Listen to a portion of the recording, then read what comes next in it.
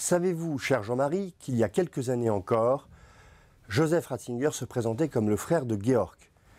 Effectivement, Georg Ratzinger était très connu pour être le Kapellmeister de Ratisbonne, le fameux chef de ce chœur d'enfants mondialement célèbre. Aujourd'hui, c'est évidemment Joseph Benoît XVI qui est plus connu, mais Georg Ratzinger vient de publier chez Bayard un livre attendu, Mon frère le pape, et c'est au fond une chronique familiale où l'on peut suivre la vie de Joseph Ratzinger, son enfance en Allemagne au temps du nazisme, sa jeunesse, son séminaire, et puis ses premières armes de théologien, de professeur, avant évidemment tout le chemin qui va le conduire du Concile à Rome et sur le siège de Pierre. Je crois que beaucoup de catholiques auront grand plaisir à retrouver de manière très incarnée la figure du pape Benoît XVI.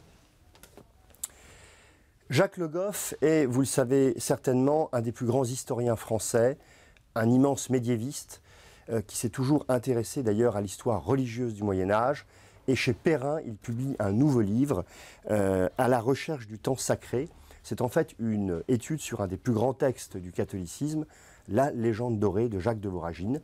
Et Jacques Le Goff montre combien ce texte a été important pour christianiser la notion de temps au Moyen-Âge et pour diffuser évidemment la foi catholique.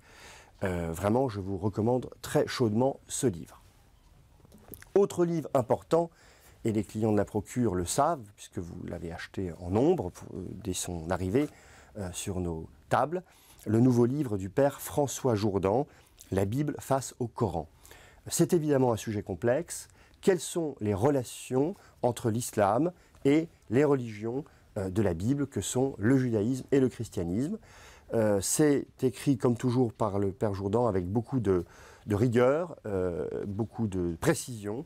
Et je crois que c'est véritablement aussi un livre important dans le dialogue interreligieux aujourd'hui.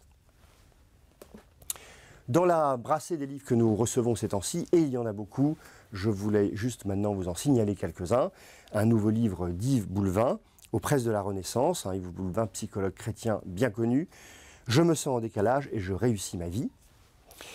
Un livre de Christophe Théobald, théologien important que vous connaissez bien aussi, un nouveau livre à l'atelier, Présence d'Évangile 2.